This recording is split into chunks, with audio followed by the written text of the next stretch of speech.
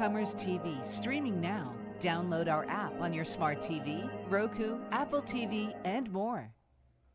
Johnny, how did you first learn about Wings of Freedom? Oh, that's a long story. So I was actually a cook for methamphetamines, but I was an IV drug user for about 25 years. I had to go to prison, and the first time I went to prison, they kind of gave me a few years. They gave me some 20s and 10s and ran them all crazy and added up to about 80 years. I went into prison and started doing my time. They actually were going to let me out on something called a GPS monitor, and so I had to have some place to go. Had no place to go. I have nothing but felons and criminal behavior in my past. There was no place to go. So they told me about this little church. Said, man, they'll let you in. Just put in the application. I said, man, they ain't gonna let me in. I don't even know God. I hate him. Me and him didn't see eye to eye for a number of decades. So I put the application in, and a week later they gave me a home offer. And I thought, ooh, I better go and see about this thing, because you know it's the God thing, and got to go to church. It was, I went into this little bitty church, and it was standing room only. And there was this preacher up there on the pulpit, and he's got this smile, and he won't quit smiling. I'm thinking, oh Lord, what have I done now? And so we went in, and he used to shake our hands at the end of service. Hi, how to meet you? We're just, dude, you ain't happy to meet me. You don't even know me. Get away from me. And I said, you know, you prayed up? Because I'm coming into your program. He said, oh God. I said, I don't think he can help you. He said, yeah, it can. So I come back the next week, and he come in, and he actually called me by name. I said, wrong. I've never introduced myself as Johnny in life. Okay, so you went and read the little application. Are you prayed up yet, preacher? He said, I am. I said, he can't help you. He said, yes, he can. They let me in. About 5 months later, they kicked me out because made a few rules for me because, like I said, I didn't come from religion. I didn't come from a God background or a faith base. I didn't have little grandmas or mamas praying for me.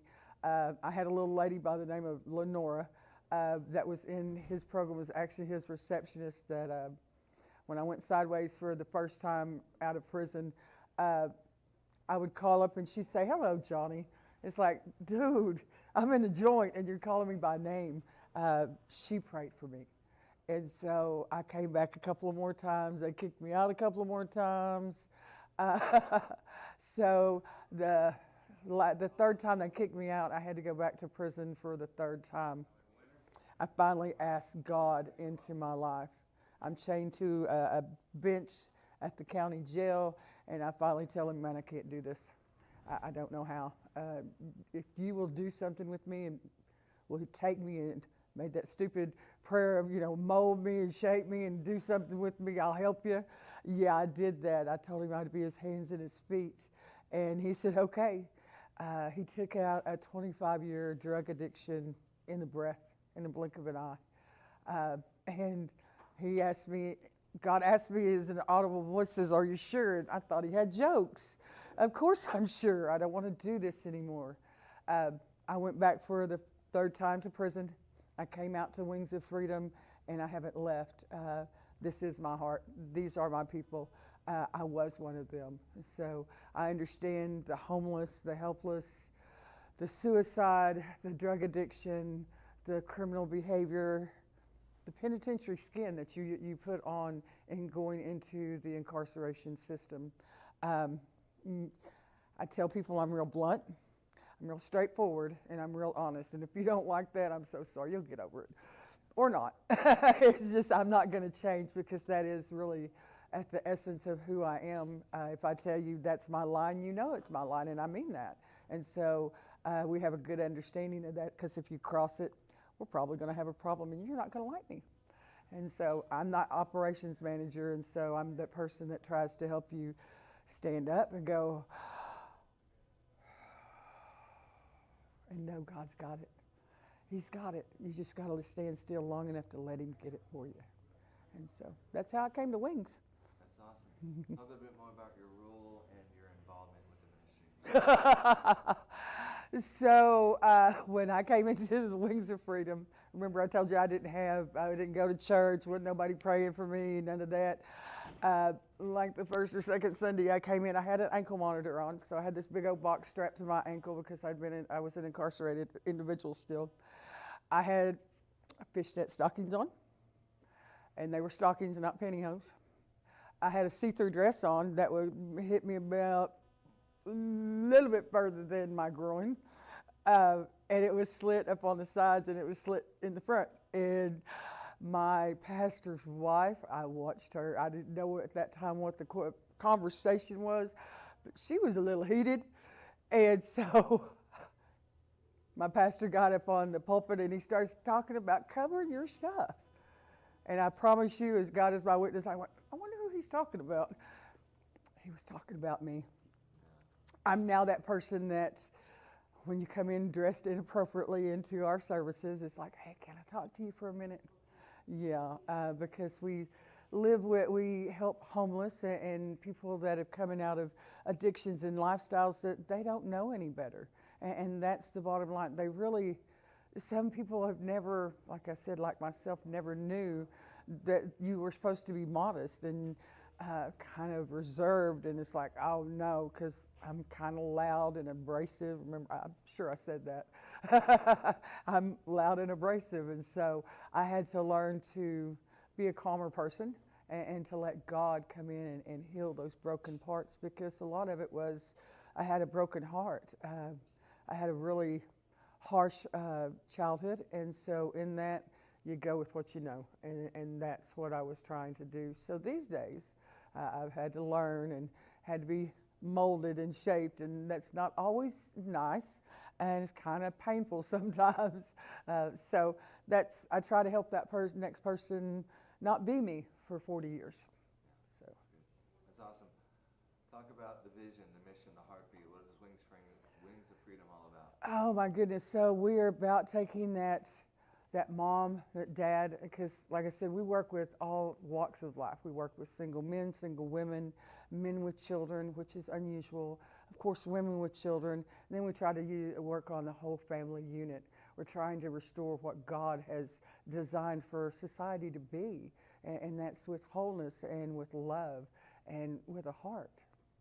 So that's what we do. Talk about evangelism, how they hearing about seeing the gospel in action, how they come into faith.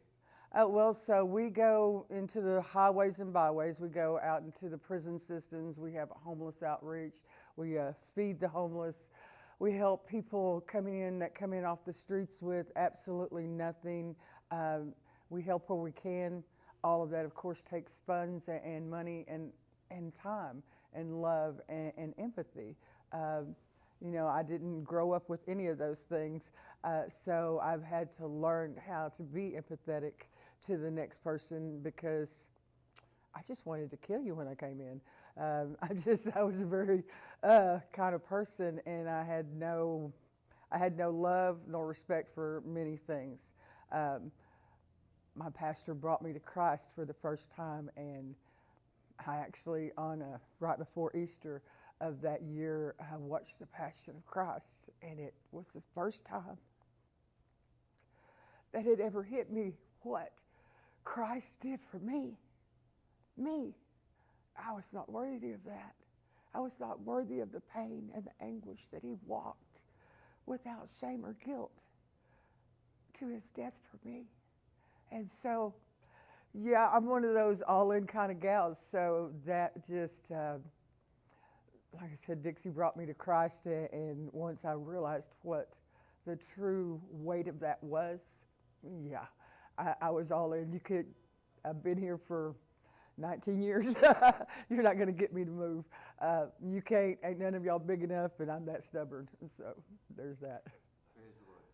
What does discipleship mean around here? And then talk about how you're teaching life skills, discipline, obedience, basically. Well, I teach a lot of classes. In the past 15 years, I've taught boundaries classes, budget classes, just life skills. People that, again, I say that don't know what it looks like to have a house and do housework and do a routine, get up and go to work and come to church and get up and do it again tomorrow.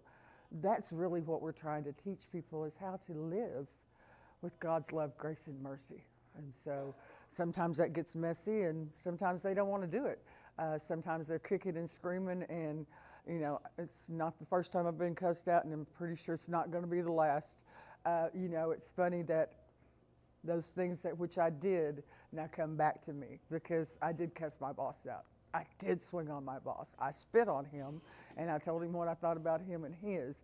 And you know, over the years, they've done the same things to me, and it's like, oh! And I have to go to him. He just laughs at me. I can't stand it. He thinks it's funny. It's like, ha ha, you get what you gave. I do. And so, yeah, they actually, yeah. A lot of people don't react to me like that because I just have an air of authority. Listen, we're just not going to do it. It's kind of like the mama factor, you know. We're not, you know you're not. And when you get that mama look, you're just like, oh, here, let's not do any more of that. So I usually give them the mama look, and so I get reprieve from people like me. That's good. Let's talk about ways people can get involved and support this ministry. Let's start with prayer. How important is prayer support? Oh my goodness. If it's not bathed in prayer, it's probably not worth doing if you've not set out time with God. And I have a prayer time each morning that we sit and talk. It's not about what I want or what I need. It's let's fellowship. Let's have a relationship in that. And where do you want me to go from here? What do you want me to do with your people today, Father? Because some days I just want to kill them all, and my boss won't let me, and neither will God. So I pray for them. Here, Father, teach me what to do with them, because it's all a learning experience in that respect. As far as opportunities to get involved, we have, like I said, children's ministry, a homeless ministry, we have an outreach, we have Wings of Freedom, we have classes, we have CR, we have so many, something to do at least 4 to 5 days a week with our clients in helping them learn how to become normal. Normal's a setting on the washing machine. We're just trying to get you in the middle of the road and not to go too far to the left, go too far to the right. So, financial support. How important is it for people to support this ministry financially? Oh, brother, I mean, it takes a lot of money to raise a village individually. So, I mean, there's always the need of financial. We never seem to have enough money, but the oil in the pot just never seems to run dry. You know, if it's just 2 or 3 drops at a time, then eventually you will fill up the cup. And so we get that in kibbles and bits, I call it. It's just a little bit at a time. It's not somebody's going to drop $10 million into this project and say, ta-da, there you go. It's just never been that way. It's always, when the need came, it was met. And God has always met that need. Like I said, we can always use household products, hygienes, sheets, towels, linens, dishes. I mean, if you have it in your home, well, somebody in this program probably needs some of that. And so, like I said, every little bit helps. We get it from the north, south, east, and west, even when we're not even expecting it. And that's the best kind. So. Very good. Talk about work projects, volunteer opportunities. How can people use their time, treasure, and talents around here? Well, like I said, I always need, we have community service. That's where we have people giving back into a little bit for what we are doing for them. We always need people to do lawn care, mowing and weed eating and housekeeping. The church does not run itself, and it takes quite a bit of hands to get any one service up and running and to make it look smooth. And we don't always do the smooth part, but we always get it up and running. And so the opportunities are vast. Anytime you want to learn something new, then I'm pretty sure there's probably a teacher somewhere in our congregation that wants to teach you. So. That's good. So we talk a bit of why do you do what you do? What gets you up in the morning? Remember I told you I was an IV drug user for about 25 years. Nobody taught me how to be a human being in normal society. I try to help that next person not to become me, because I was a menace to society. If they had caught me and given me the time for the things that I had actually done in life, I'd never seen the light of day. And God felt grace and mercy upon me. And so I just don't want them to become me, because I can see them as they come out. It's like, ooh, I remember being you, sister. Let's try to do something different. and not take 40 plus years to do it. I just turned 60 here a few days ago, and that's by God's grace and mercy, because I never expected to live past my 20s or 30s. And so, and I tried, I was hell-bent on accomplishing dying before then, and God has seen fit to let me live for 6 decades. And it's, if I can help that next person, that one drop of living water into that next person, and for them not to be me, yeah, that's what I do. Amen. Final question, is there anything else the Lord put on your heart to share with us today about Wings of Freedom or God's Shining Light? We need more money, we need more buildings so that we can fill them up. I have so many clients, the need is great, and we've only just begun. You know, they talk about in waves. Well, we're going in big, huge, I call them tsunamis. They come up and they crest and then they go back, and then here comes the next one. We're just waiting for the next wave, and we need to be ready for that. So that's why I get up and do it. Overcomers TV, streaming now. Download our app on your smart TV, Roku, Apple